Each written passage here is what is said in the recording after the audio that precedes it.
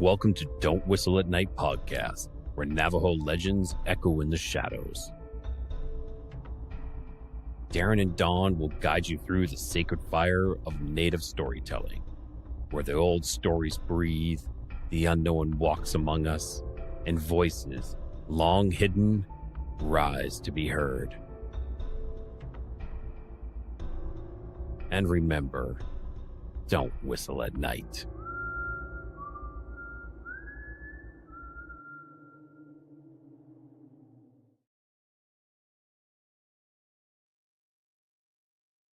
Hello, everybody. Welcome to Don't Whistle at Night. We are broadcasting live on the United Public Radio Network. I'm your host, Don.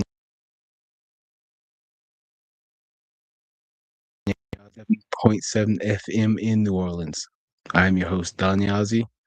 With me, my co-host is Darren Yazzie. Today, we have a very special episode.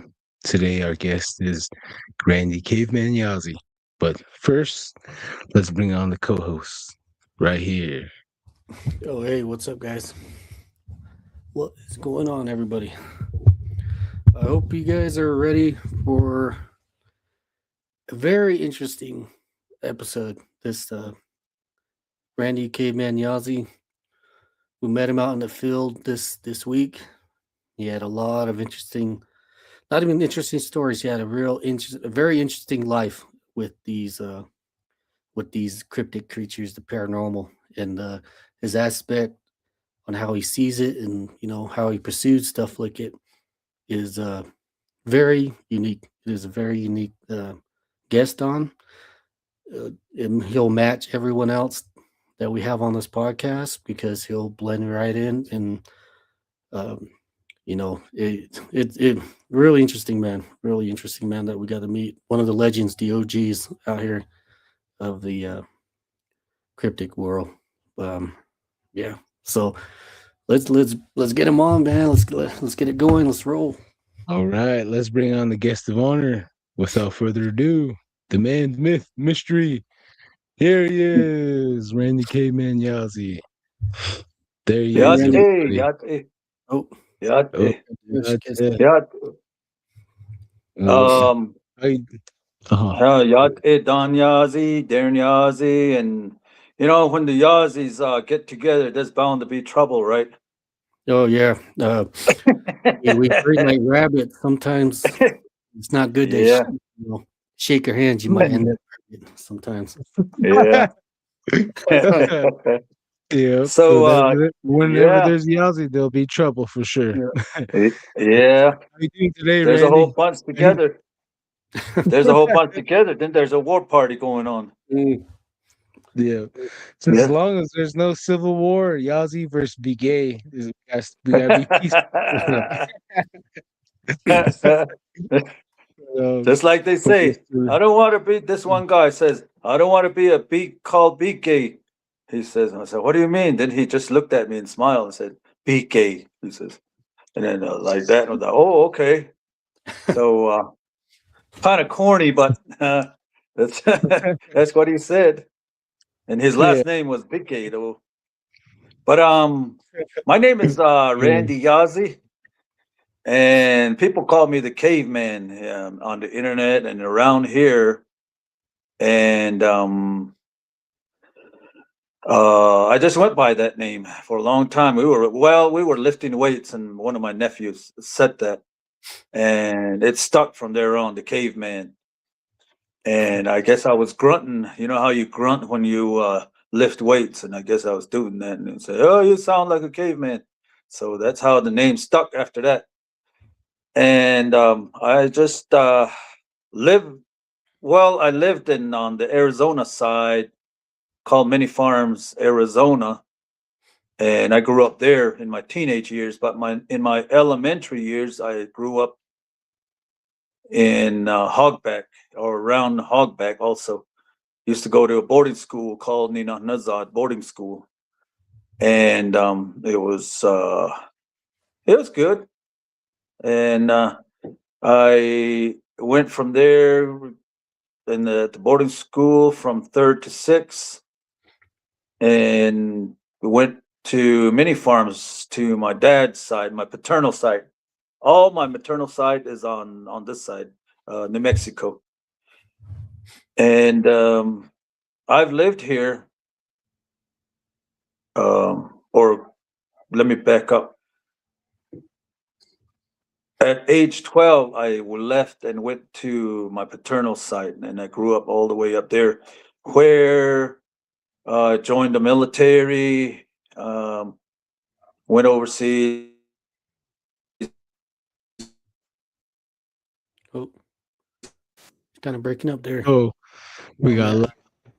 Oh no, the reservation internet, huh?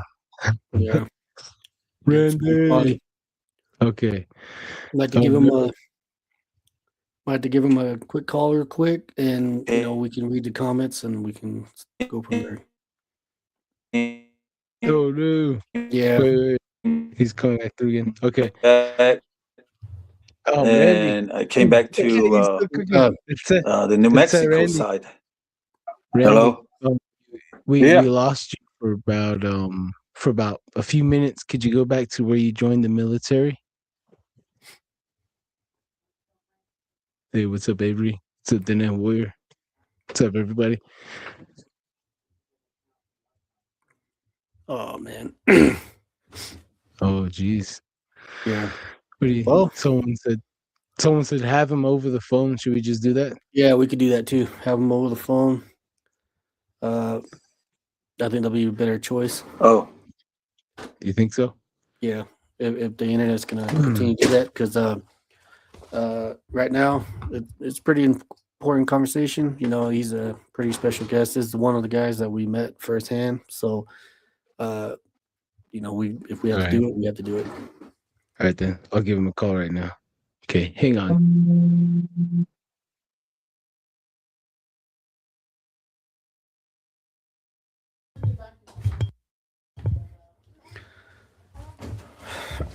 So, yeah, we got, for some of you guys that know,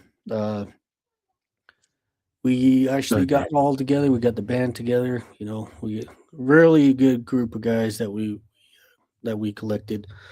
It's a great. All right, it's a great motley crew of people. They're very special guys. And what we experienced, we all experienced together. And we were doing our documentary, and you'd be surprised, man. I was really surprised on how well it went, and the stories that we got and the footage that we got of this paranormal life that we live in on the reservation out here. Hey, Randy, can you hear us? Yeah. Randy. I can see you guys too. Okay. You want to try it again? If we got a lag, I'll just call you and we'll just have you over the microphone. Then you can just talk. But we'll try this one more time. But we lost you right when you said you joined the military. Yeah. What if I change positions out to my vehicle rather than being inside? If the signal's good out there, yeah, by all means. Everybody out here wants to hear, your stories, hear about your life. Yeah. So, if that's good for you, I'll be try it. Let me try it right out here. Let me walk out. All right. Man, don't let the boogeyman get me. Yeah. Make sure you don't show us where you go Lizzie at. No, just kidding.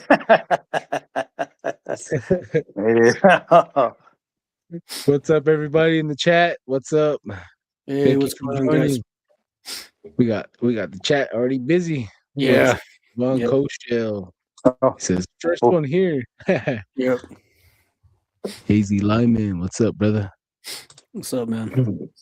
Lyman says a lot about Caveman from William Buck. He was on Sasquatch Chronicles. Yep. Then we got Sunglass Grandma Cat Jay, excited too. Awesome. Give us a moment, guys. Let Randy get set. If this is not going to work, then I'll just call him and see if that's good. That'll be better. But we're gonna see. how perception is in this Lamborghini. Okay. I got Here it. you guys, Lamborghini. Batmobile. Yeah. Got out to my Oh, we can't say Batmobile. Avery's in the chat. He's Batman.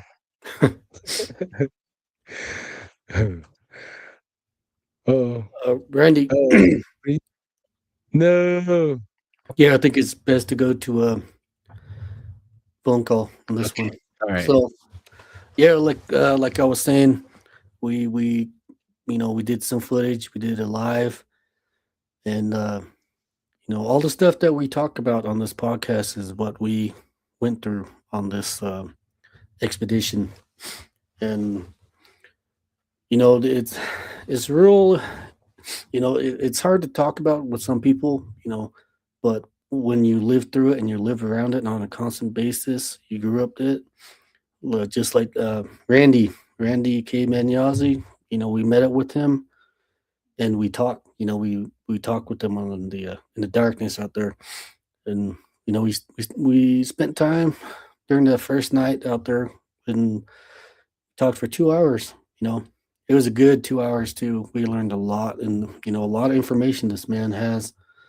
And surprisingly, not surprisingly, at the when we were done, we automatically seen UFOs flying around. All Yeah. right, Darren. We got Randy on the phone right now. Okay. We're gonna have him cook, guys. Okay, everybody. We're not gonna take any chat right now. We're just gonna let him cook right now. Hello, everybody. Welcome in. All right, Mr. Randy. You can start off when you said you joined the military. From 1887 to 1991, and I came back to the New Mexico side, and I've been living on the New Mexico side, all this time. And I was, married, and now I'm widowed, and I'm out here by myself, and I'm out here by myself, and all these things that have happened to me, I just kept it in my mind. Some of them I didn't try to forget. Some I tried to do things that are, try to explain it. But these things have happened to me, and all of these things that I talk about is all from the Navajo perspective. And I just wanted to relay that for all the people that are listening out there. I don't talk about Christianity, Buddhism, Confucianism, Islam, or anything like that. I don't talk about things like that because I don't know anything about them. And I only talk from the Navajo traditional culture, the heritage that I was brought up. That's how I see the world. I may lack in technology, maybe mind like old fashioned, and all of that. That's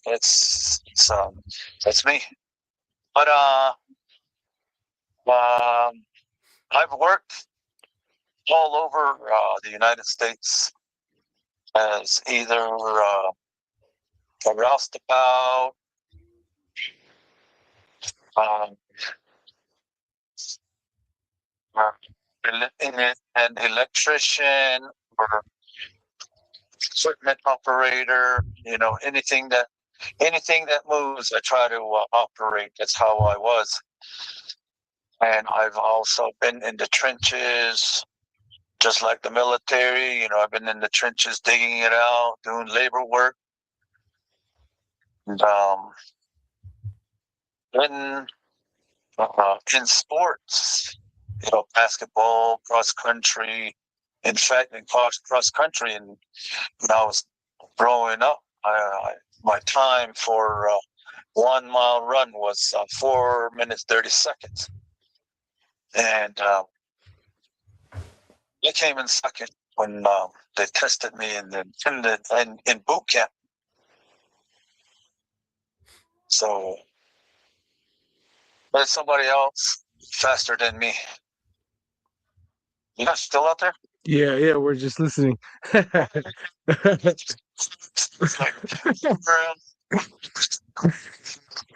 Can't to myself. No, we're here. Yeah. It's just like that. You're good at it. In fact, I had, all through high school, I picked up the MVP trophy for the school, even though I was only 5'7". And, it was good. It was really athletic, very fast. Speedy Gonzalez, Superman, Flash, they would all be jealous of me. That's what I used to, say about myself. Just kidding, So just kidding myself. I was fast. I was out there with, my people I competed against and people I went to school with and all of that. And I used to pride myself on that. Hey, I used to run fast. And my brother used to say, if Randy goes in there, we all know who's going to win. So, why be a spectator, he would say. Laugh about it. And that's who I was, or that's who I am. And through all this that I was going through, my first time, I would say it would be my first time. Some were 72, 73, we're about 5 or 6 years old. Myself and my older sister and my younger brother, we were playing around in the house. And there was a house. It was a house that was adjacent and to each other, and there was the living room, and then there was the kitchen. And we were running back and forth, and all of a sudden, my younger brother just stopped and started crying, wailing out, "What?" Pointing at the window on top of the kitchen sink, and myself and my older sister, we stopped, put our hands on the kitchen sink, and looked back at him, and he was pointing at it, really crying. And so we looked at the window, and we saw a real big eyeball looking at us, and we just trying to contemplate, I guess, looking at it, and we were like, "What's that?" And behind there, it's just like the moon now, just now coming out, and here there was a figure there. I could see the kind of like the side of the kind of like the left side of face, which was dark, and there was a long shadow coming from that face. And so it just, my sister and I, we just looked at it, and we kept asking each other, "What is that? What is that?" And then my sister says, "It's an elephant," she says. And so, from that time on, I always thought, I'm the one that's seen an elephant on the reservation, Navajo reservation, with my sister and my younger brother. And it turns out afterwards, this is when I came back from the military service, that, medicine man, one of those seers, those hand tremblers, they told us that it wasn't an elephant. It was some big creature that was sitting at the window looking at us with its hand all the way across the window, like just holding on to the edge of another side where it was, forward. And it just so happened it was like that. And the moonlight, the moonlight was the one that created that image of being a trunk. So I just thought that I'd seen an elephant on the reservation. That was my very first encounter. I didn't know what it was. And then from there on, it was like here and there, near misses or something like that, you would say. Because myself, like I said, my paternal side is on the Arizona side, and my maternal side is on the New Mexico side.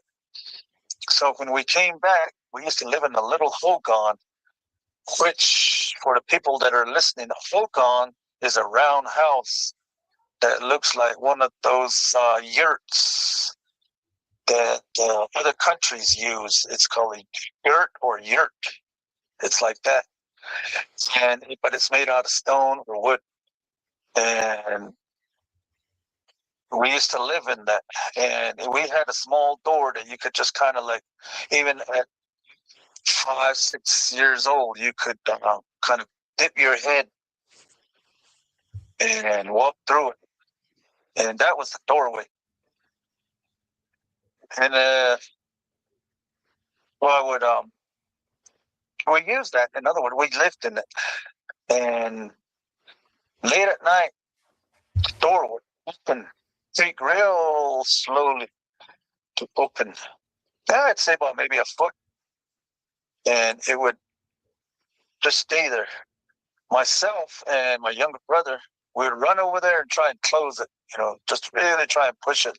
These two young boys would try and close the door to it. And here, we never did. Until one of my oldest brother, he would be doing his homework under a kerosene lamp, and the other one would be reading an Archie's book on the side on the bed. And one of those guys, older brothers, when they moved, the door closed. We slammed it shut, and we were all proud of it. And then they would say, "Okay, now nail it back in." But nail it back in. What lock it back up meant was picking up a hammer and hammering the nail that was on the 2x4 block the doorway. And that was the only thing that was like a doorknob and also a lock. And that was that for when I was growing. And later on, I was put at the boarding school, and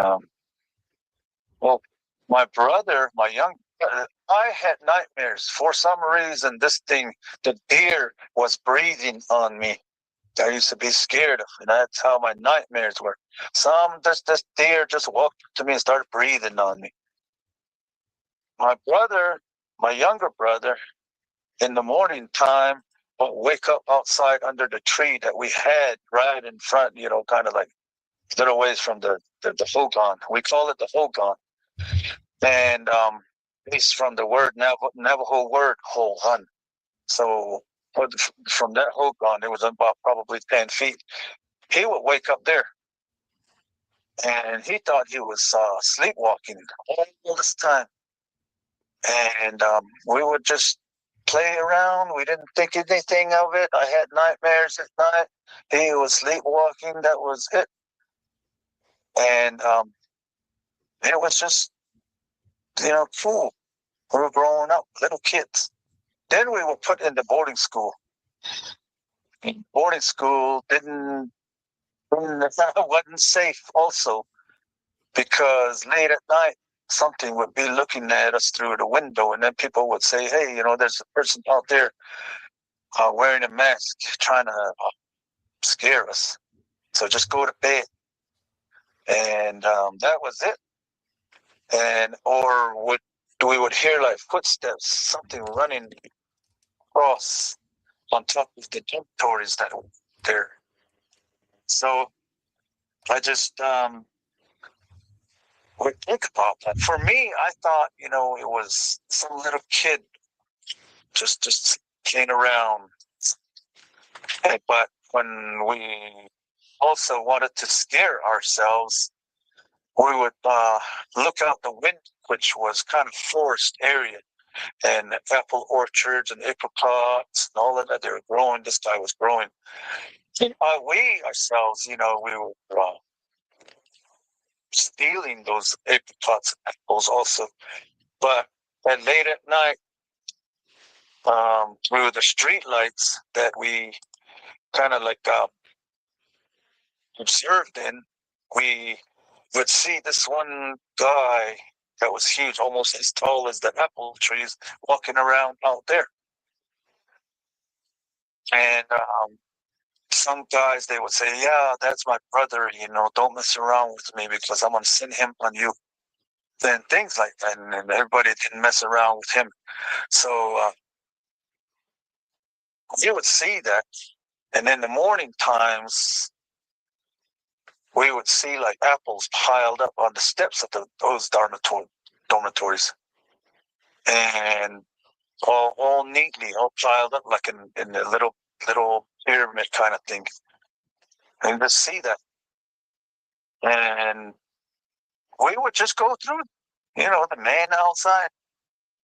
It was just some man walking around, but we had security. Security was smaller than us, and we were like maybe 4'9" or something like that. Security was real small. Security officer that was there, and he would always say, "Just get to bed." That was it. So I guess he didn't see anything, or he never said anything about it. But for us boys, young boys that were in boarding school, we seen this guy that he used to walk around, and people would try to name it. What's his name? It was like maybe Billy or Kevin or Buddy or something like that. And he said, "Hey," and for us Navajos, calls attention. We just say, "Shh," and then we look far away. Then we close the window. And I was that Billy looked at me, or something like that. What was it? And we went on our way and did our own stuff. And we thought, for me, I thought it was, just a man, just a common man. Because so I was told when I was reprimanded by either my aunt, my mom, my uncles, or anything like that, that would be given to somebody else that lived off the reservation, or would be just sent away, live somewhere else as to where I'm not Navajo no more. And that used to scare me. And was it. That was, my reprimand. I really don't know what the other people thought of, but for me, I was like that. I behaved in a good manner when my aunts, my uncles, certain ones were around. And when I started to go out, it was just from the boarding school, I moved, like I said, moved all the way to the mini farms, Arizona side. And we had an adventure on that side. And just on that side, something would open the door on me while I was watching TV. And I was watching the TV, that 6-inch black and white TV that you had to fold down on, and now it looks like D2's brother, that were or whatever, and it folded into a little transformer thingy. Anyways, they did like that and put it in two ways. That was like that, and something would open the door on me because the outlet was right by the door, and the TV just so happens to get plugged in there, and then you just sit by the door. And so the door would open, I'd say about maybe 8 inches, and then you look up, and you'd see just the glistening of the eyes, and it's kind of like a rubber would smell, and it would come in. Then one night, The dog, I guess, got his foot. I got into a fight right there, and I fell over backwards, and so I seen when it almost ran inside the house with me. But I seen like the what do you call it? The hair coming off of its arm, and I just kind of like had a quick look at it as it swung door inwards, and it closed it like real fast, and then it got into a fight with the dog that my friend had brought recently, and it was a good watchdog, I guess, and so I got it. They all fought inside there was like a little addition that was there, and it took off. All I heard was that was all the chaos broke out, and it ran out. And I had also gotten back up, swung the door open, and went out the addition door, looked, and there was in the faint light from the street lights, I could see this black figure just going away towards the wash. There's a wash from Chinley all the way to Round Rock that goes through mini farms on the east side. And here it went that way towards the east, and it just jumped down.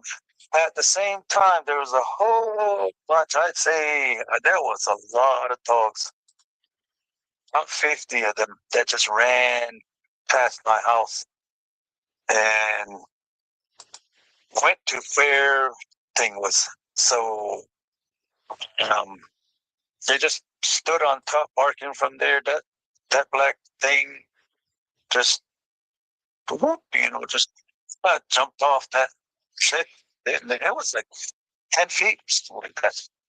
And I believe it just jumped off because it just disappeared there. Dogs didn't want to jump down. And that was, one of the first encounters that I had over there. And after that,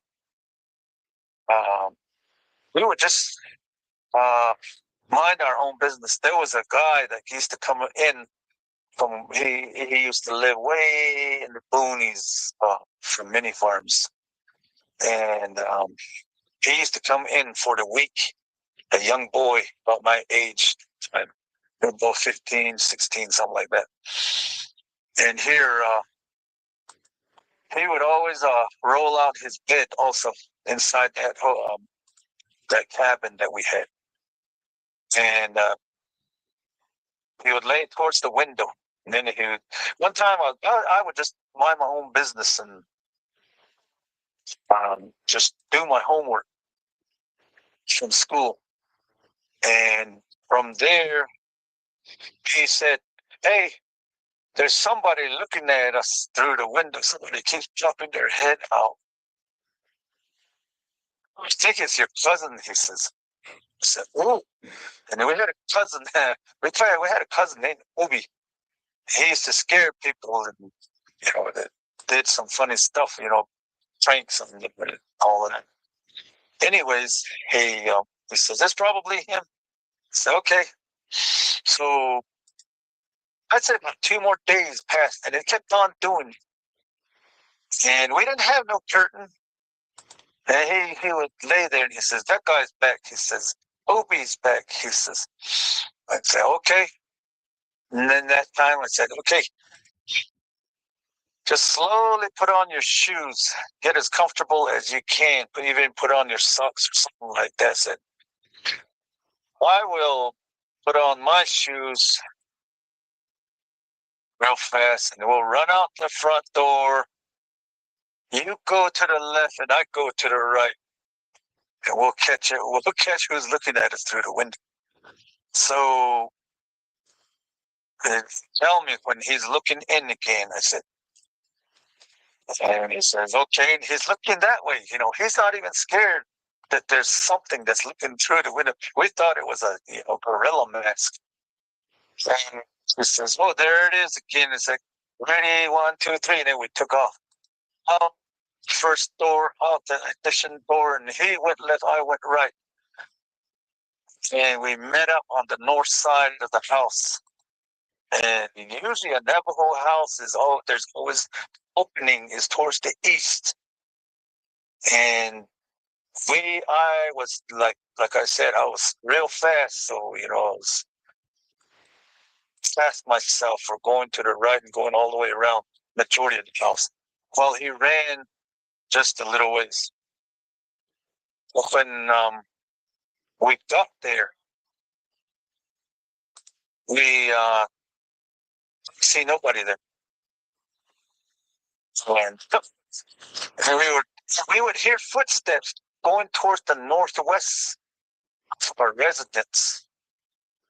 And we were wondering why we would be running towards not the northwest, the northeast. We would wonder why he would be running that way when his house is on the west side of us, about maybe an eighth of a mile, or all the lit area, laughing or whatever he, think he's trying to do on us. But we would always do it. We were always, that one time we tried to capture him, and we never did. And we just looked after him and just kind of wondered, what's going on. And that was it. That was another thing. But at this time, I've always thought that it was just a man, somebody playing a prank. That's it. Shadow. You didn't really see it. And I know all of that. So in my teenage years, also, I came back. Or myself, I came back to the New Mexico side with, I started to play with my siblings with a game called Kick the Can. If you know about it, then you know how it's played. And you play, you hide. It's just like hide and seek. The guy would only go just a little ways, and then you place a can right where it's lit. So when you run in and you kick that can before that guy that's guarding it, you're safe.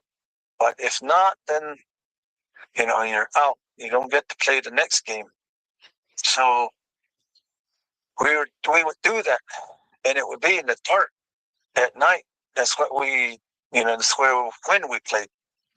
And there's always this guy that came around, this young itty bitty guy that was real fast, that would come to play with us. And he would grab you on the backside and kind of shake you. And then you say, leave me alone. Oh, it's you again, you stinky guy. Why don't you take a shower? So we did that, and we would say that to him. And he would run in between any obstruction fast. And, which pride in us too, we can play with that little kid. He's as fast as us. So we just let him play. He would follow me, have me on my back, and tell him, hey, get away, in Navajo, not yet. And I'll be wanting to run to another obstruction, along with that, weeds or whatever, brush, and we would, he would follow. He knew how to hide. And whenever that guard or the can would turn our way, wherever he's running, he will just pluck down. And then that guard would just maybe scan the area. And then he would take off again and the guard goes the other way again. And that's what he used to do. And we used to giggle about that. There's just something to see. He would just run and then plop. And that's it. And then lay still. He wouldn't even be seen. And then when the guard goes the other way, he'd take off again. And that's what we liked about him. And we just used to play with him. About 3 times we did that, and then that was it. But he never went in. Whenever when the game was over, or it's time to reset or something like that, he never came in. He always stayed way back there. Well, I'm talking about the play area was probably like 50 from 20 to 100 feet. That was the playing area, and then the can was at 0 position, and he never came in. And we would try to tell him, "Hey, come on in, let's," because we wanted to see him, but close observation that I made looking at him when he was sitting beside me, he looked like another little kid. He was wearing a big furry jacket in the middle of summer. I never did put one and one together. And I was just looking at why, it's hot out here. Why is he wearing a jacket? And then people would make their own assumptions, and maybe, when his mother or father start to look for him, he's already going to be warm, or he knows his way home. Whose family is he from? That was the question too. And then we would just all kind of like look around and say, it's probably them guys that were living west of us, because that was a new family that came in, and we just did that. We just made assumptions where he came from and why he was wearing a thick jacket in the middle of summer. And we just played with him. Maybe him, or maybe it might have been a her. I don't know. But we just played with that little figure. And he kind of smelled. He smelled like we say, conge, not roadkill like the bigger ones do, but it just smelled like conge. Conge means like garlic smelling. And that's what he smelled like. That was it. And here, we were just trying to tell him to come in. It didn't. And then all of a sudden, when we were done playing, we say, we're done playing, and everybody starts going inside. He would disappear just like that. Just snap of a finger. He would disappear. And that was odd.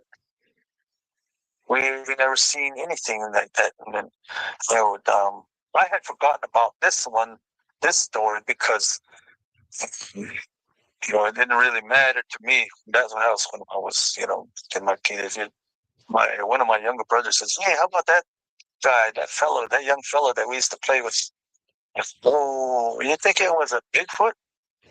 Maybe a child. Maybe the mother was just sitting by right behind a broken down vehicle over there, looking at us while we're playing with it.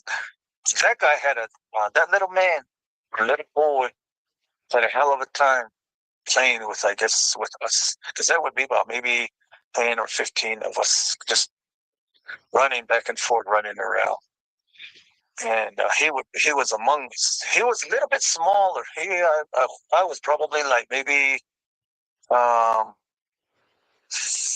foot at the time, and it would be somewhere around 4'8", something like that. And he would just have a hell of a time with us. So when it was time to go in, he would disappear. And we would always wonder where that little boy was from. What's its name? I don't know. We would just, say, "What is it? Did he say anything?" "Yeah. What did he say?" And then people would just laugh about it. I think he has a list, we would say. And, come up with all kinds of assumptions that we came up with as young kids. And he didn't talk right. He's one of those people that have real nasty tongues that we with. That's what we used to say. Hey, but so we say that, and so that was it. And so, you guys got any questions? I'm just going on and on. Oh yeah. Sorry. We do have quite a few questions from the chat. Hang on one second here. I think people will they just want to hear about their favorite story, including mine, about the Cookie Monster and the Bigfoot laughing when someone fell off a horse. And we also have a question that's from Navajo Ace, said, has Randy found any Bigfoot scat? And there's another one right here. Let's see here. I think that's it, huh? Those are the questions. I think I might be missing another question. Avery said he's happy you're here, and he's sad that we all didn't meet up. Next time, Avery. And what's up, Lee and everybody? But yeah, those are the questions. But yeah, do you mind answering those questions? Everybody had that. Everybody had to bring in some tablet for the skin.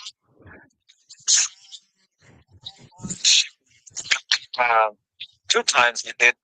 One was on San Juan River, and it was all curled up like real big snake. Jeez. And it was all piled up. Just big curl. And that, it was odd. Is she? And Uh-huh.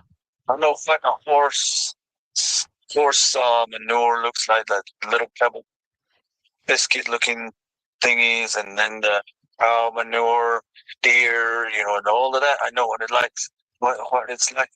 No Navajo will take a crap that big. That's what you see. And that I had put that in plastic, and I thought it was going to stay together. Once it dried, it just all crumbled. Jeez. And a whole bunch of what do you call it? Corn and leaves and all of that. Some of those, got exposed. The rest, like just all third whole item. What was the other question? About the Cookie Monster and the Bigfoot that laughed when someone fell off a horse from Carla, Washington. Oh, okay. It's just 10 years ago. This thing was. Well, let me pick. This Navajo cowboy, was herding his sheep back towards his house in the afternoon. And at first he noticed that there was a thud behind him.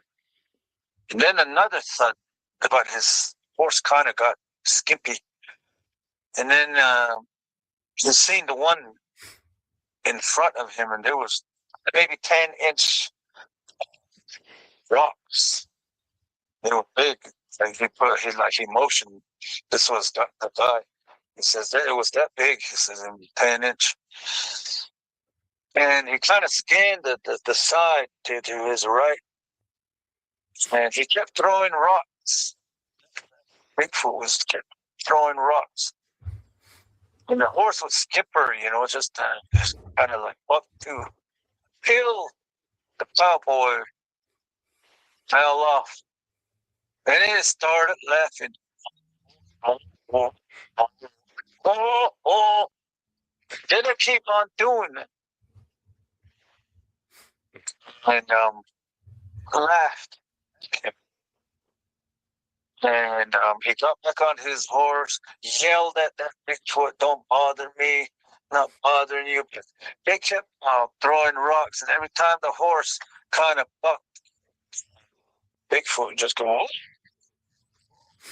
just standing from way on top of the cliff. And I'd say maybe 200 feet or something. I'd hurl those real boulders, I guess, real big stones. 10-inch at him. That's what he laughed. So that was that. And that's when then that guy says, they can laugh. I said, oh, well, they have a mouth. Just like us saying, when somebody tells us to shut up, we say, then why are we born with a mouth? So it's just kind of like that concept. He couldn't believe it that the Bigfoot will laugh. And he was looking at him, laughing. He would raise his head and laugh, put out a mellow laugh.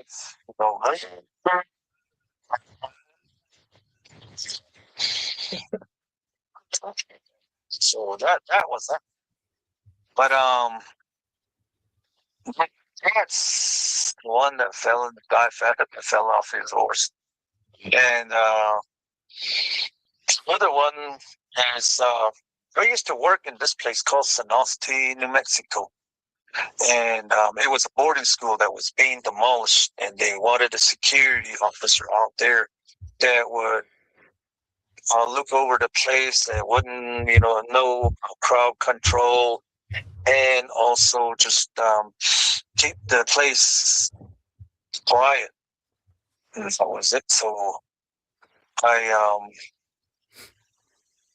volunteered, and they sent me out there. Because Sonosti is just like the base of a mountain. And I just started to patrol. They gave me a 4x4 truck. And they gave me a security uniform. I was ready to come up there. Couldn't have no gun. Anyways, I was doing it for a week. And here I would get all different kinds of visitors, young guys, some people, they had like put up gang signs towards me, and I just waved. And older folks that want to get water from here, I left them alone. I'm not taking care of the whole, the business of the BIA school. Well, BIA stands for Bureau of Indian Affairs. Anyways, they would go about their business. I went about my business. I would arrive there before the sun set. 2 fingers up, I always say. And which is, different in summertime and wintertime. So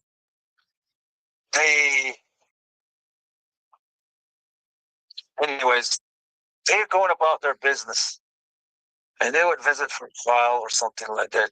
Call me over. What are you doing? And I would just tell them I'm only taking care of these toxic asbestos piles that are, have been demolished. We've been exposed to all of that, in all boarding schools. There was asbestos, and they're trying to take care of it. They ate it. That's what I said. Now I would tell them that.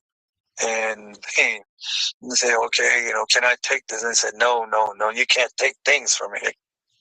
And some will go away mad. Some of the other ones I tell them, yeah, go ahead and take it. And then 5 years down the line, you'll be coughing up blood from the asbestos. So that, then they would just throw it back. And that was it. And so anyways, I was patrolling, and somehow I was patrolling that one night counterclockwise around the asbestos piles, which was what maybe altogether would be about 700 feet round. And that's what I would patrol, because that's in between all of that. There's asbestos piles. I would spotlight through, and I spotlighted here and there. All of a sudden, that one particular time, I went around with this real big structure, like the propane bottle that was there, and then I appeared. And all of a sudden, there was a straight beam of light that came down from the mountain. And I looked over there, and just like, you know how the Predator beam is? It was like that, but it was real bright. It came down and it was zipped back. Then I was looking up there, and then I started to look. When I looked up there in my binoculars, that's when I seen the faint light was out there. And it was kind of like yellowish to orange, this color that pulsed. So I was thinking about it. You know, somebody had built a fire, because that's the color of fire, and it's probably just kind of over the ridge, the way at the edge right there. So somebody did, and I could see it, and that was it. And then somewhere right there, I picked up a nail, and we went. I went back. I started to hear the tire hiss, and so I kind of quickly went towards the maintenance building that they had for the BIA there, and I went and parked under the bright light, and there was an orange light that was from the north. There's that bright light from the east, and then there's the street light that's right there, all kind of like lights up the whole area. That's why I parked right there, because I didn't want nobody to sneak up on me or anything. And I jacked up the truck and changed the tire. That was it, and put the tire back on, and I was good to go. Then I thought, oh, I forgot the cap to the 4x4 thingy, the 4x4 cap. And just when I got up and turned, I heard the gravel go, and looked that way. It was this huge, hairy thing that kicked off from behind the building. And I just was standing there, holding on to the side mirror, passenger side, just holding it. And it only took about 3 steps to go, maybe, I don't know how many, 30, 40 feet. Because from where the building, where it took off to where it went behind another building, that was the distance. And the two structures, it only took about 3 steps. And it ran behind it. And I didn't know what it was. And it also, like I said, it had a bigger stomach. Big stomach, not really, like it's like a woman's stomach. But it was just, big. And then everything was big on it. And it kind of looked to the side, looked at me as it was running maybe on the second step, third step, and then it was gone. And so I didn't recognize it. What is that? And it was like when you go to the casino and you push the button, and those what do you call it, the machines, they go blah, blah, blah, blah, and all of that goes up and down and all that. My eyes were like that. I always describe it like that. My eyes were like that. But then I didn't know what it was, because a bear will wobble. Chayo, the Yeni is not that big also.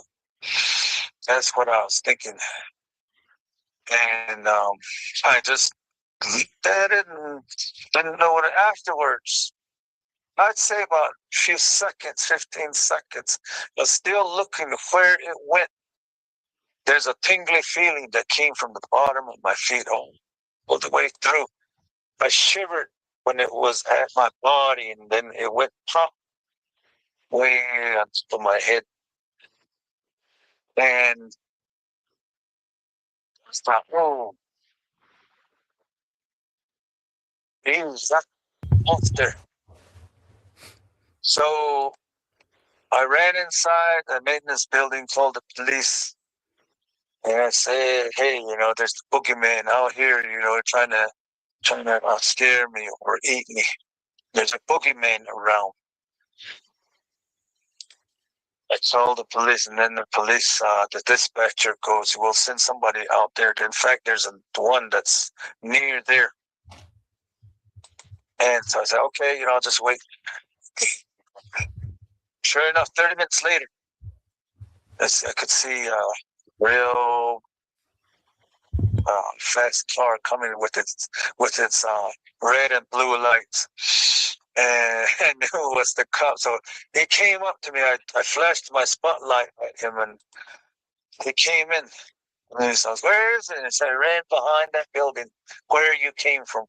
I said, "You should have told me it came from and went through there." I said, "I didn't want to." And then he says, "Okay, let's look for it." He says, "Let's chase it away." And he tells me, "You go back out that way where it ran. You go back this south side and spotlight around." I said, "Hey, man, I called you over here because you have a gun, and what if that thing attacks me?" And he just kind of looked at me like, "Oh, you stupid." And he just went on his way, and I went through there. I was really spotlighting around. And the BIA security, there's a BIA security there too. I don't know where he was at when this thing ran through, but he came around. He came up to me and he asked me, "What are you guys looking for?" And I said, "Well, I don't know. I saw this real big hairy creature, and I described it. It ran through here, and I wanted away from all of this." And then he says, "Well, let him go into the asbestos pile." He says he'll die from it. And I said, "Well, no.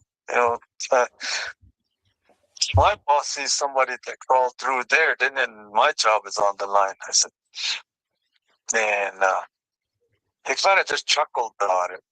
And then we all kind of started roving around right there. And we all met up way at the northwest corner at that BIA fencing. Because the BIA fencing covers, just about everything. And it's chain link fence. And we were looking at it. We were looking at the tracks, and it had like 14 to 16-inch track because the cop took a picture of it and put his tape measure on there. Did that. And took a picture and went about we're all like, wow, it's like, okay, and that was it. And here, this old man, he's, a local. I guess he kind of saw the lights all in one area, and then he decided, he started getting curious. So he went over there to where we were at. He says, "What are you guys looking at?" And he says, "Oh," he said, "we're looking at tracks." "Oh," he says, "but," he says, like, "I don't like it. I don't like the situation." He just said that. And then asked, "Why?" He says, he comes down, he pointed towards the north, one of the mountains that pointed out. "I live over there," he says. "That thing comes down off the mountains in the evening, and it makes its way all just when the sun sets on the horizon. It gets to my house, and it grabs about 3 or 4 lambs, and then it takes off and steals from me," he says. And then, so one day I thought, okay, I want to sit out there and I want to shoot it. And it always does that during lambing season, he says. So I sat out there, and sure enough, I saw it way coming down. I could see the dirt trail first, and then coming off the mountain, then kept coming closer. I didn't see the figure until, it came up over one of the hills. And it kept coming closer and closer. First, it was running, he says. It was running. I was running like a gorilla, he says. Really, really fast. "That guy is fast," he says. And from there on, the closer it got on all fours. I think it was hiding from me, he says. "I don't know if it saw me," he says. And it got on all fours. By the time it got to my sheep corral, it was on all fours and all of a sudden, real fast, it stuck its arm over the corral and brought a lamb out. And I shot right there. I think I shot its arm. And it just took off. And it started running. I was waiting for it to get into fear. So when that happened, I started shooting with my 22 automatic. He said, "Oh, oh, oh." And this guy would just go, it would start, it had a lamb on his right side, and it would just like, when every time I shot him, he would just kind of make that motion like he got shot and just go, like that. And they kept running, and it went behind the hill, and I couldn't shoot no more. And then it got quiet. And then the cop says, "Oh, so what kind of rifle did you shoot it with?" And he says, "My 22." He says, everybody said, all you did was tickle it. The cops. So, and then that was it. And so we were laughing about it. But I shot it, he says. After that, it didn't come around no more, he says. And then he was there looking on the ground again, like, we're still fascinated by the footprint. And we looked on the ground with spotlight, all the lights were right there on that one particular footprint, because it ran in, and it kind of like made, you know how when you climb a fence, you shift your feet. It made that mark. So we were looking at it, and we just what do you call it? We just were amazed. Like I said, we're amazed by it. Just kept looking at it, and then the cop says, "Let me tell you guys a story." He says, "I was on my way, just like where I was at when this guy called me." He says to me, and so he just I was going home. I was getting off my ship. And it's this time too, almost 12 or like 2, somewhere around there. I don't really remember. I was going home. So all of a sudden, heard over the dispatcher, over the air, said, "Unit so and so, you go to Oak Springs. That's right by the Chuska Mountains, and that's where he up front."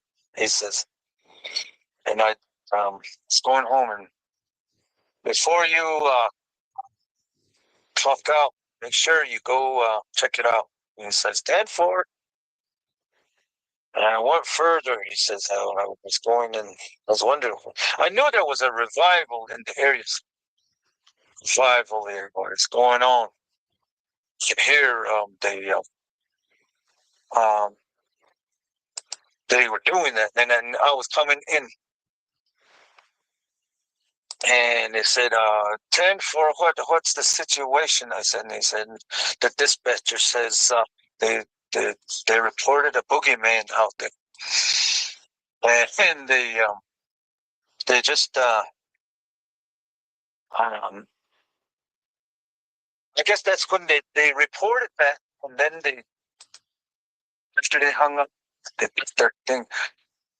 So he said, as I was coming in, he said there was some vehicles, 3 vehicles coming towards me. And before it got to me, I'd say about maybe 50 feet, I turned on my police lights, the red and blue. So they call them code lights. And I turned it on just to let them know it was the police.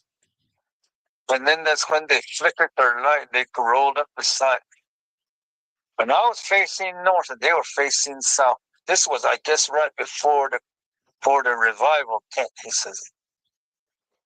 And they said, "What are you guys doing?"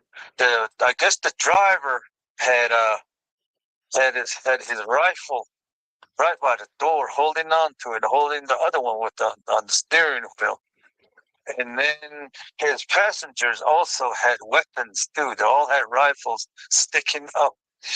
And then in the back, there was people that had assault rifles and old rifles also standing up in the vehicle with it.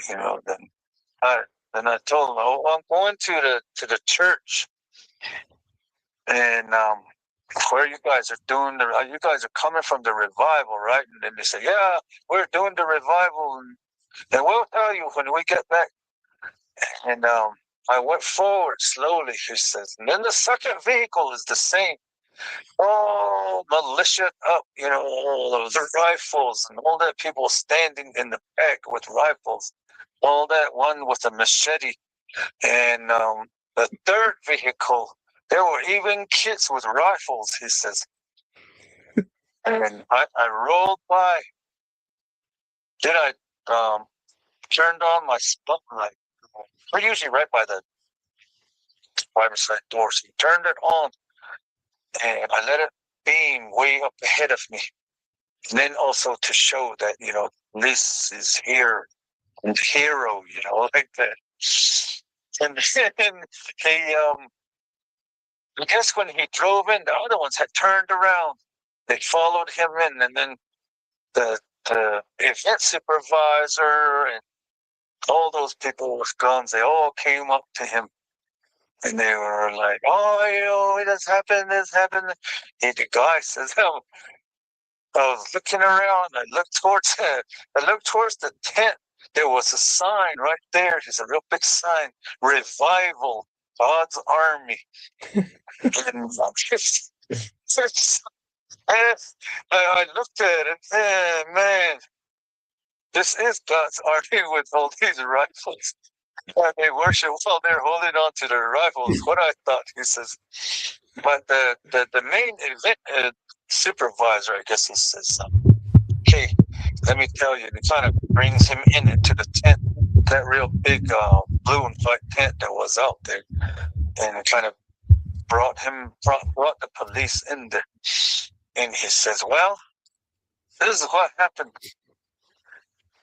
This is our last day of revival and last day of worshiping, and we wanted to go out with a bang. So we're really getting down, doing riffs on the on guitar, and the drum was really going fast. Really added just that sound that was there. Here there was a whole bunch of women that fogged the front seats. Three lanes of it, like they fogged the first chairs sitting in front, and I was kind of like in the back. He says, and here, just when we were going,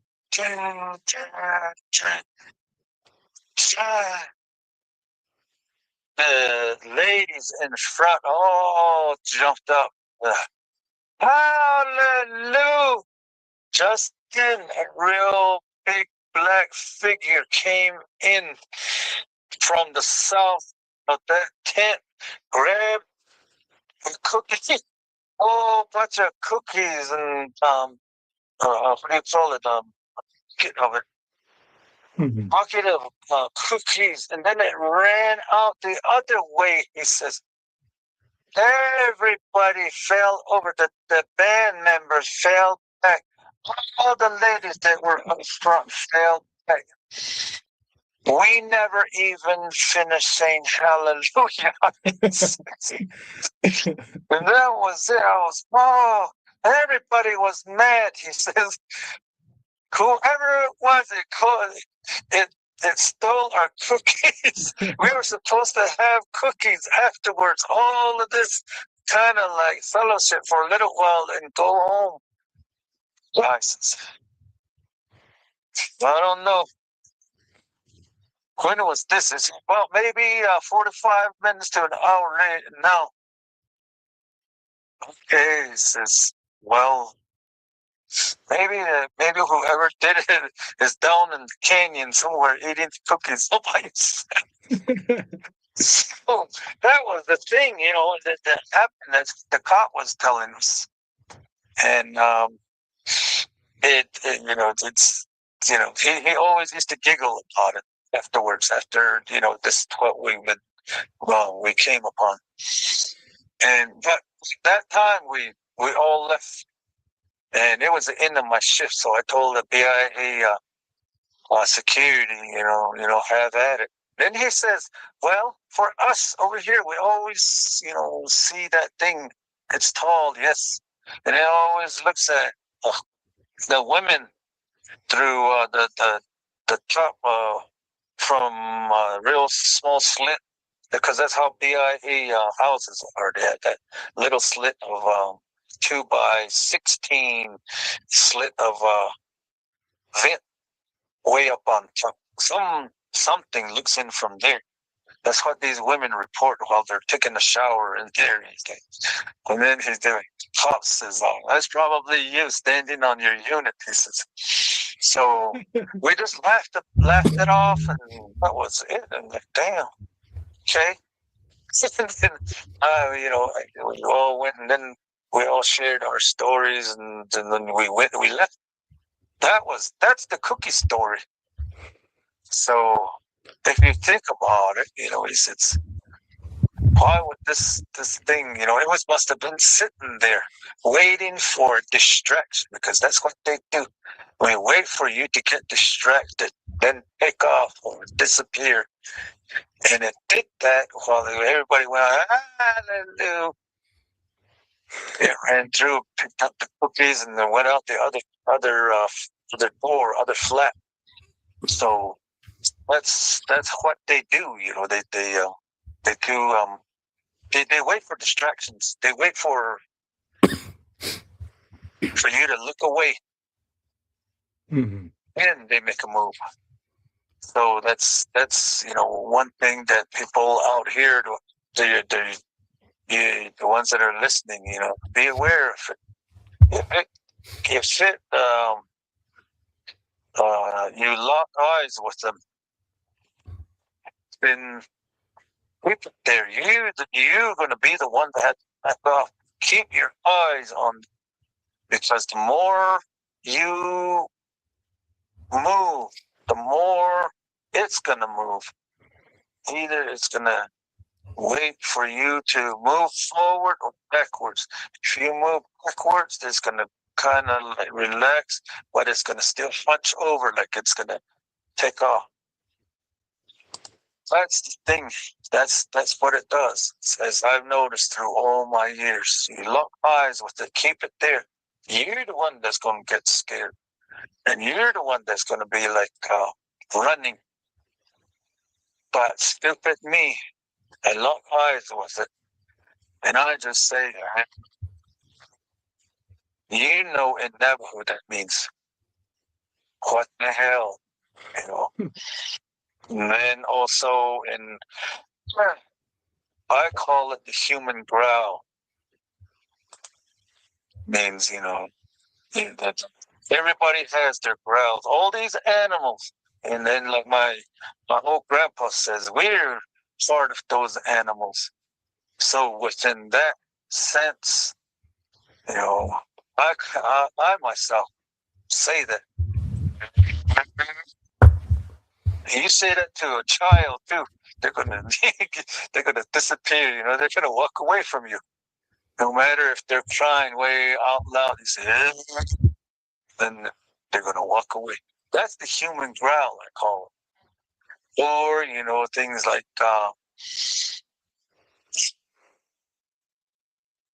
for me, when I want location, I say, Hootie.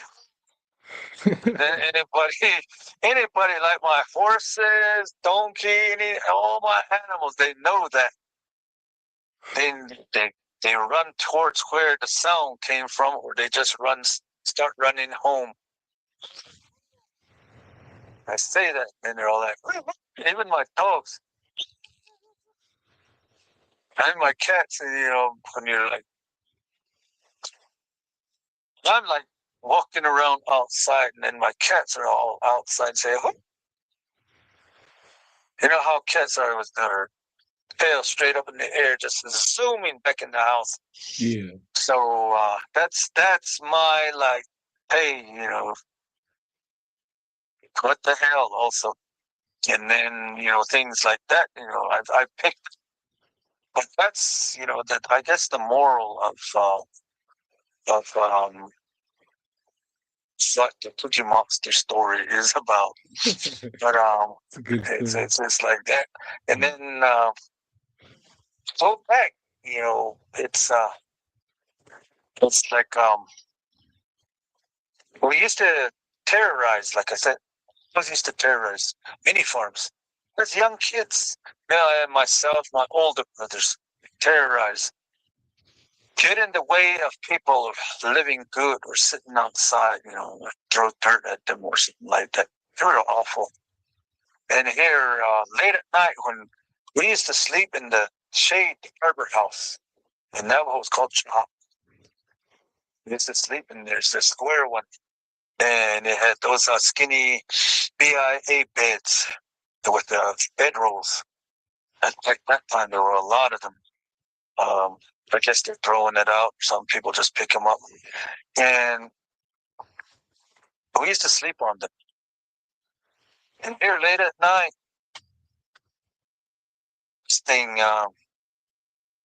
this guy, I would say, come in. And the entrance to that harbor house is usually somewhere around 6 feet, something like that. This thing was taller. It would dip down and walk in. And as it walked in,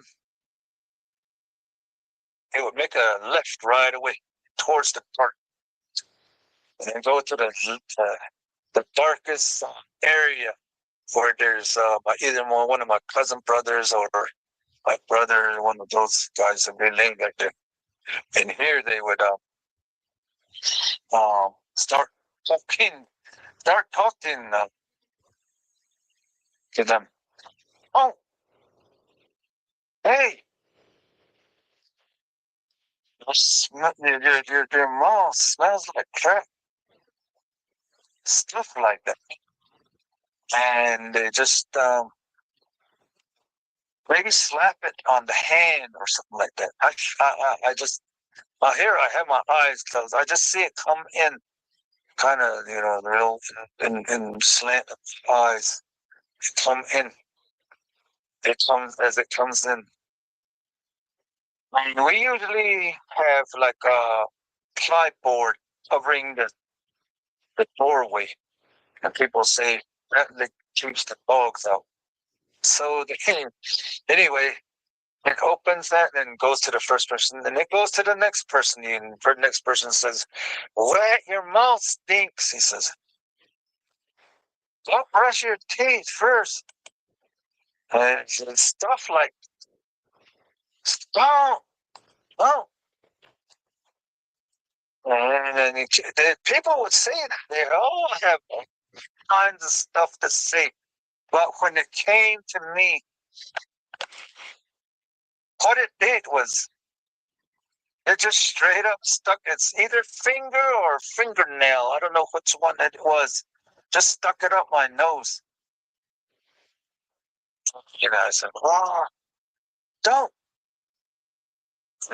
And I kind of like looked at it, and there's this guy with real big hairy metal rocking guy that looked like that, just sitting at me with the eyes glistening, looking at me from about maybe 16 inches away, just looking at me, breathing on me. I said, brush your teeth.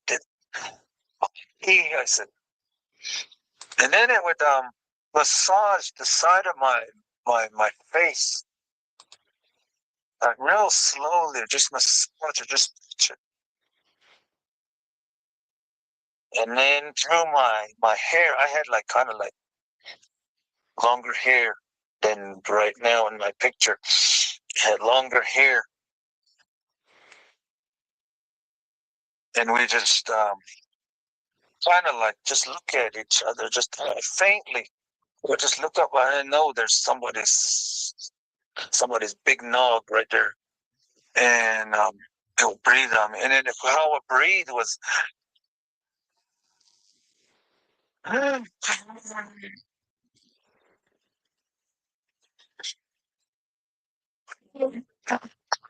Didn't do any. I mean, didn't mind breathing on you. It tastes. I mean, it smelled like. So you didn't brush your teeth and you needed to floss or something like that. And it was like that. And all of a sudden, I slapped its hand. Then it got up real fast. Then it walked out. And somebody else yells out, "Close the door," he says. And that guy, whatever it was, real big thing, who just walks out, just keeps on walking, disappears into the night. And then somebody else gets up high. He says, meaning no good man. Just left the door open. Now I have to get up and close it. Slide that plywood back in place. It would visit us like that. You know, on occasions it would visit us. We never knew who it was. Like that. Also, you know, it had like a hairy jacket. People used to say, when's that guy with the hairy jacket gonna come around again? I don't know why. You know, we just said that. We didn't know it was Bigfoot until I saw it. That's a nasty. That's who they are, how they are. So that came about. And it's just how I found out they were Bigfoot. So that came around, you know. Yeah. We got a question here from a teammate, the Net Warrior 505. He asked, let me see really quick. He said, does the eye change color in their mood in all or different species or tribes? And he said, is it just a species or a different tribe of Bigfoot that has different eye color? What I have experienced is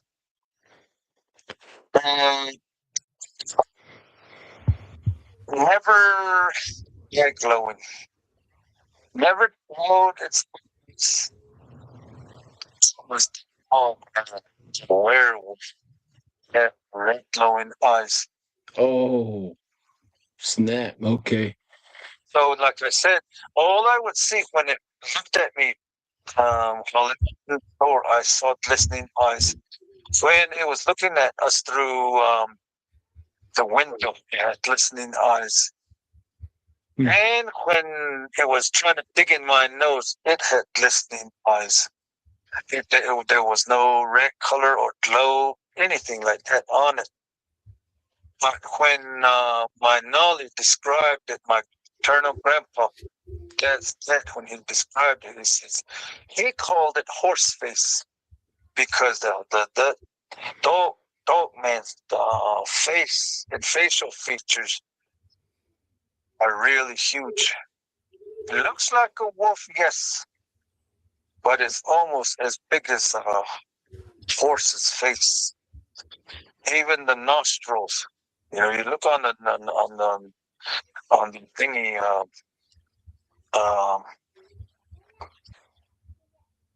You've seen a real dog face or dog man. They will have kind of like a nose of a horse because the nostrils are real big. And yeah, they have canines, yes. All that, but the ears are going to be either plopped to the side or I never seen one that's like, you know, real pretty and the ears are all perking up. No, I haven't seen. They're always like one side or the other is like plopped over, you know, like lazily that the ear is to the side. That's what I've seen. But I never seen them, you know, any other way. They're the ones that have eye glow. because they did what my grandpa used to relay was, don't go down there at night because Horseface is going to get you, which meant the Dogman. Over in Sinosti. No, this is in mini farms. Oh, looks like we need to go to mini farms. We got another question here. It says, then that Warrior 505 says, so Mr. Caveman, does Bigfoot have like the musky smell during mating season, just like elk and deer?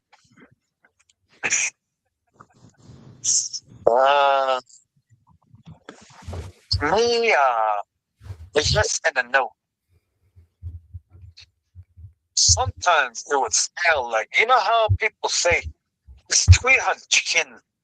Yeah. That must a man that has been working and it's sweated. Like that's the smell. Plus, it will have that orange garlic smell. And it would also have what I call underarm smell. Which kind of like, it's the same as the garlic smell. And also,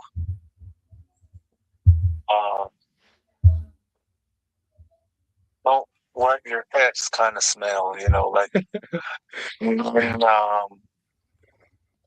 roadkill. Because the roadkill, if they don't really have that one, they haven't eaten yet. They're still hunting. They're trying to steal. Or they're trying to, go to a freebie, like outskirts of town, somewhere that has food. And they would do that. They will smell like black mud, which stinks. They will have that. They have that smell because they've been traveling a lot. And the gnats and the mosquitoes, they want to get away from it. They just try and rub themselves with it. Then they have the sage now, and they're coming off the mountain. And also, if they just have dirt smell, then that means they've been, trying to go back up and down the wash, trying to hunt or something like it. They lose their smell. Wow. That's the thing. Yeah. That's what I noticed. That's a pretty good answer right there. We have another question here from AZ Lyman 47. When you were going to school at Nehazad, was there sighting around there? Next, are the sighting getting more common compared from when you first started to now?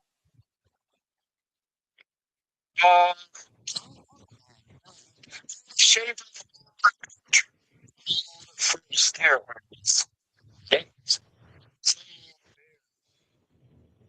So, majority of all the thicket that was there is no longer there. It's just like prison there in the middle, out there, sticking out gray walls and all of that. When I was going there, there was a lot of thicket. Oh, jeez. What about you, Darren? You have any questions you want me to relay to Caveman? Yeah, for the story you're telling with you and your brother being picked up, your younger brother or your older brother being picked up, was he a heavy sleeper, or Scared. how would Just Oh no. You can't hear him. I'm the only one that can hear you. We can all hear you, but you can't hear Darren. Just only me. Darren asked when the Bigfoot picked up your brother, was he a heavy set guy? no was he a heavy sleeper? It's kind of Was he a heavy sleeper? He was saying, because was he a heavy sleeper? because yeah, he was a heavy sleeper. He was just, you know how somebody that acts cool wants to be the heavy sleeper, the heavy everything, and don't want to be bothered. He was like that. And this is the one that we used to sleep outside on one of those military mattresses where you roll them out. And we used to live sleep out there, and then all of a sudden we started to see him laying about maybe 10, 15 feet away from where we both would sleep on the mattress. And he'd be waking up over there, and then he would get mad at me. Hey, why are you dragging me out here? You're just making fun of me. And I said, stop me. I don't bother you. So that happened, more times. And he just, was just getting mad about it.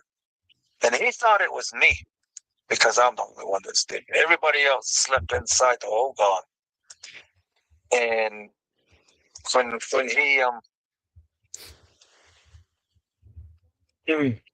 we both planned and said, hey, let's catch. He's the one.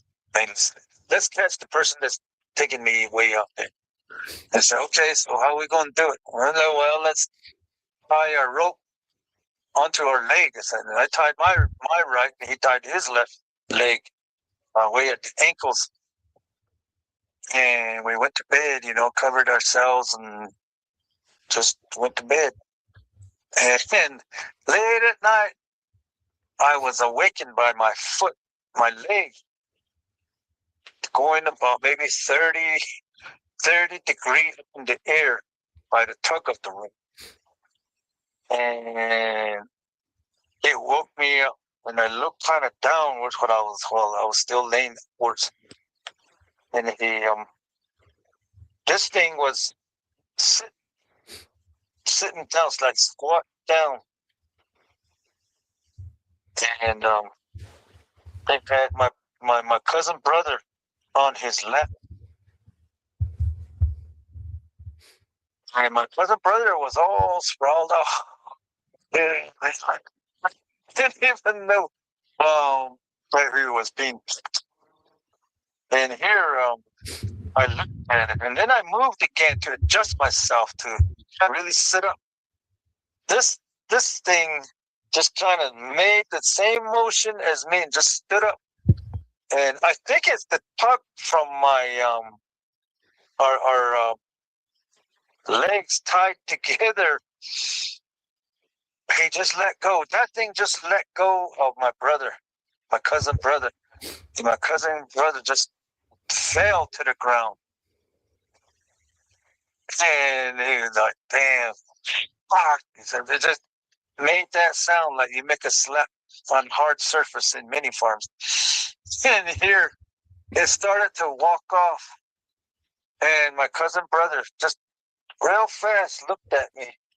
And I just pointed to where that thing was walking. It was walking probably maybe 15 feet away by now, within a few seconds. And I just pointed that way, and he looked that way, and he took off, and that's when I took off. I wasn't ready for it. I took off, and we forgot the rope that was tied to our foot, our legs, and we stumbled on it. We fell over, and we tried to take it off, but then it was, we were strained. That we just tried. He got in front of me. I grabbed his shoulder and threw him back, and I took off again. He did that to me, and we were struggling with each other as we made our way towards the door of the Hogan. And we ran inside. We just flipped over, and there was a little itty bitty lock that was on there. It used to go ting. That was our lock. And my brother and my son, a lot more of my brothers and cousins, they were all inside sleeping in the Hogan. And they said, "What's going on?" I said, we saw a monster out there. I said, all right. It's all good. They said that never. Oh, they laughed about it. Honestly, you guys are always making trouble. They said that to us. And then we just said, okay, just We left the mattress and the blanket that was out there. We did that. It was like, damn. We're running low on time here, and I was wondering, could you share that one story about the Centaur being on the other side of the San Juan River? They were. There was what? This is coming from my brother, my young, the Centaurian. They seen that on that right by. He seen that right by his house. He seen a white Bigfoot right by his house along the canal, and he said that. So I seen the Centaur, and it's always like on that side, which is there's a river that flows in between us. It's called the San Juan River. I live south on the mesa of that San Juan River, and he lives on the north side, kind of like a step. And he did that, and then they're like, oh, okay, you know. So he was telling me about it. It's like this, and it's like this. Okay, you know, I want to go look for us. And then he says, hey, well, wait, hell no. He says, hell no. I said, why? You being the way you are, you're going to rope it all up and then try to shoe it. He says, just like you shoe your horses. He says, you're going to do that. I know you're going to do that. He says, leave it alone. He says, he got mad at me. And he was saying that, and no, you know, I shouldn't have told you. He says, so that's the thing, you know. People know that I'm not afraid of things that, and I've gone through, I guess, all the trauma and them looking at me and going by them and all of that. I'm just used to it. I guess every time from the start, when somebody says, "Hey," then I still get scared like that. Oh. It still scares me. Then after a while, after I come to my senses, I'm like, "Whoa, hey!" Even in my dreams, if I'm having a nightmare, I'm not be like, "Hey, why am I scared running? Okay, where's the knife? Where's my shotgun?" So that's what I do. Mm. Even in my nightmares, I'm not scared. And And if Freddy Krueger comes around, I'm gonna take that hand off. You know, Jason comes around. I'm gonna make sure that he's dead. You know, Clip his nails. that's the way it is. Yeah. 1 second here. I'm gonna ask Darren for one more question here. He looks like he has a question. Go ahead, Darren. Hang on 1 second, Randy. Yeah. All these experiences that you had in life, you know, out there in that area, I know we talked about how how we'll look back then to how it looks now, you know, just the growth and the expansion. For all the areas, you know, you talk about you guys were picking on the horse face and, you know, the Bigfoot.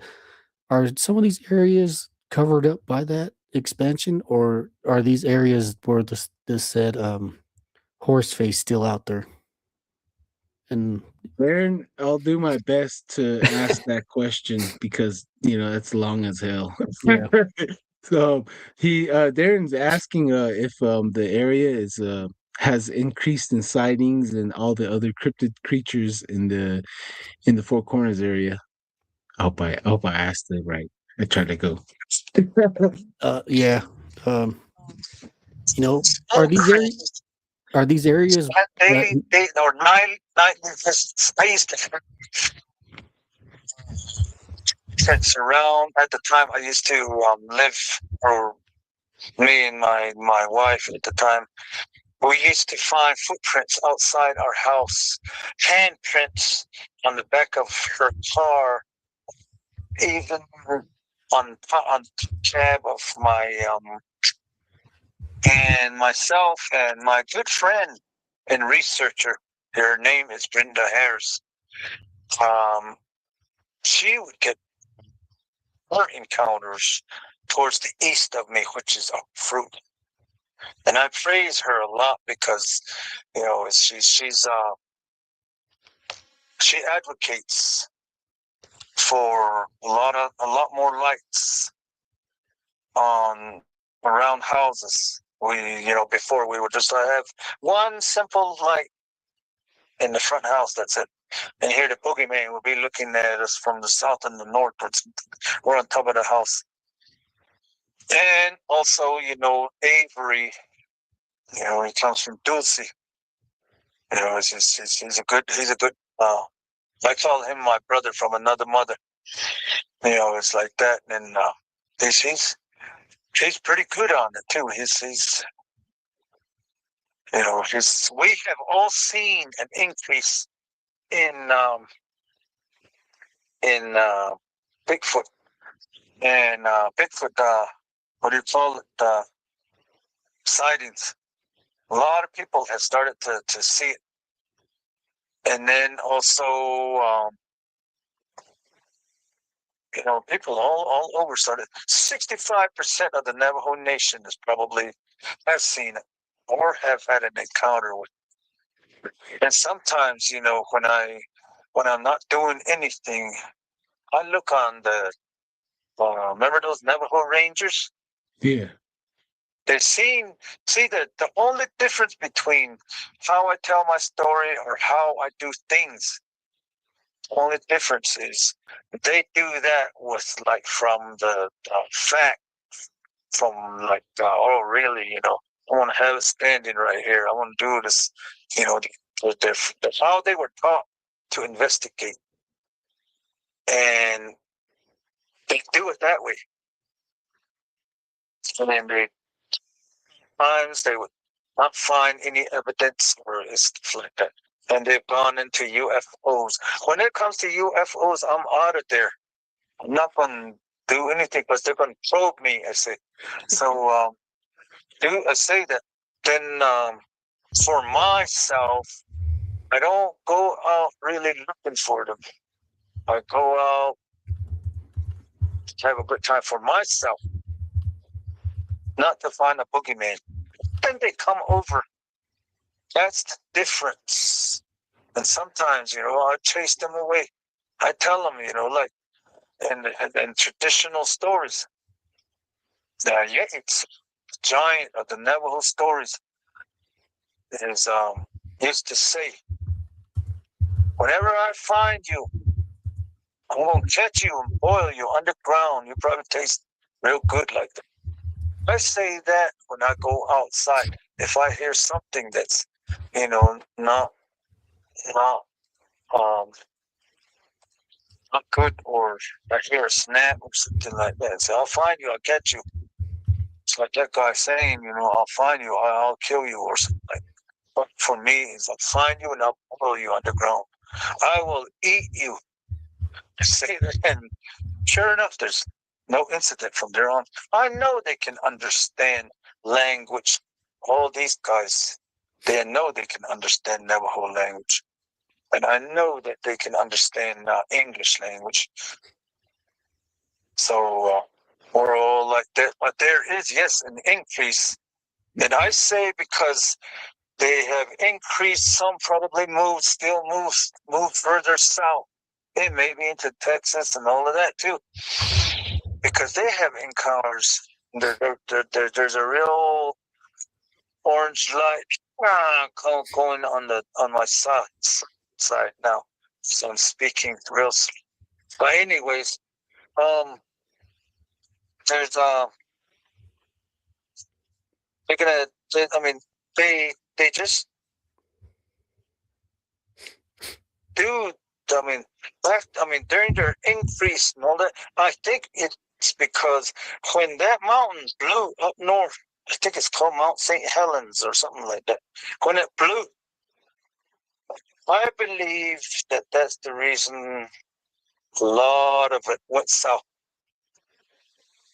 and maybe not just only south, but probably east, because people have had sightings all the way to New York and all of that.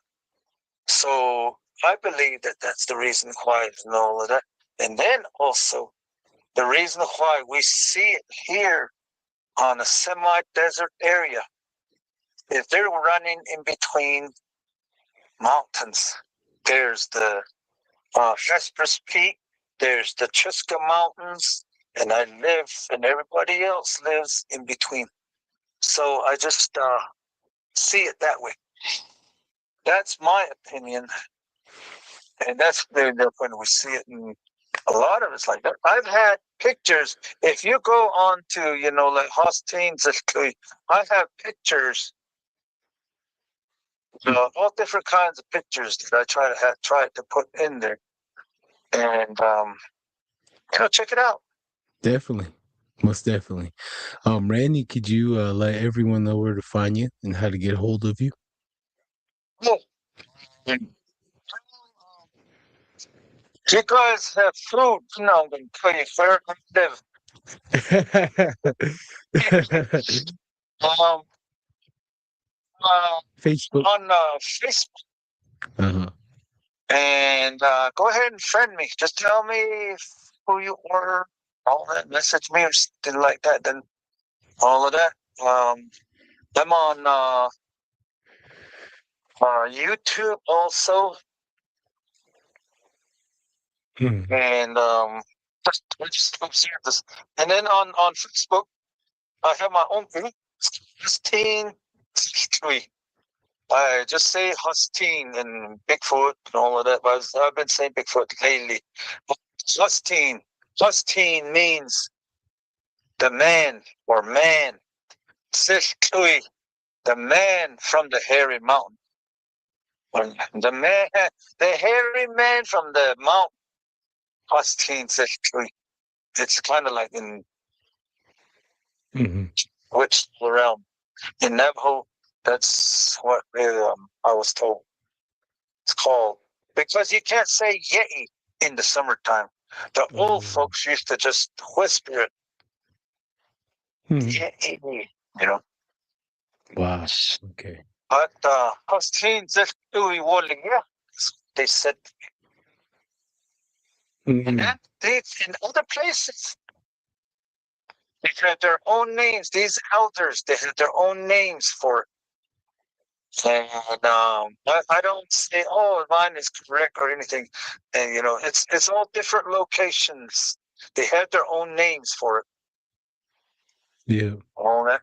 And this is what I said is just an introduction of what I have encountered, experienced, and all that. I haven't told you about the one we encountered, me and my buddy, while we were hunting. And much more, all of these things. I haven't talked to you, or I haven't said anything about the Yena Toshi. Yeah. People have, kind of looked at me twice when I talked about it one time. And I really don't, talk about it. If you get like 1 million subscribers, then I'll tell you guys. You And guys, the UF, I don't do. They will probe me. That's why I'm afraid of them. Yeah, same here. Mr. Randy, our time is almost up here. I never. But there's a lot of lights. Just like when you guys were here, there's a lot of lights out tonight. I can see it even under the almost full moon. Like, jeez, take a picture for us. We're running out of time right now. Is there any last words you want to say to the listeners out there? hey, listeners, listen. This is a really good thing to say. We don't whistle at night, because the whistle, when it comes, there's usually about 3 or 4 Hustines sitting way back there that are looking at you if you're whistling. Also, when you whistle during the day, you're bringing in the wind, and it's going to wind. It's going to really blow hard. That's what how I've always been taught traditionally. And be careful when you're out there. My advice is have two people go out there. A lot of people have gone out there by themselves thinking they have disappeared. Some people have come back around. You're lucky.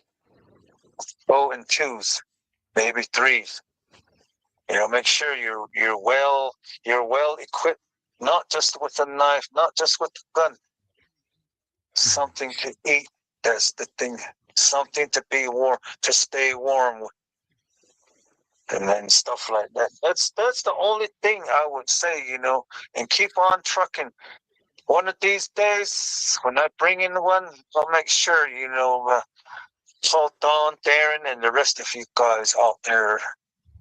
But until then, like I always say, I might be lying to you, I'm probably just lying to you saying these things. But do your research, do your stuff, do the things that you need to do. Because these are monsters that have never been proven. So yeah. Be careful. They will not want you to be around. They will have their own lives to lead. It's like me getting Don where he's asleep with his wife, and then drag him out of bed, handcuff him, and throw him in my car, and then just put him in the zoo. It's like that. And then people are going to wonder what's Don Yazzie doing in the zoo. He looks like a Bigfoot, something like that. So I see it that way. I respect it also. And then September. Also, Oh yeah. We're running low on time, Randy. Just real quick here. September 26th, September 27th, I'm sorry. Randy's gonna be coming back for part 2. Randy, we're gonna be ending in like about 2 minutes. You wanna say laters to everybody? Yes. Thank you for listening to me. I respect you all. You guys, good evening. You guys have the questions you probably didn't get answered, or you had all of these things. I didn't mean to maybe scare you or anything. I'm not discouraging. No. Find out for yourself if you want to. Take somebody with you.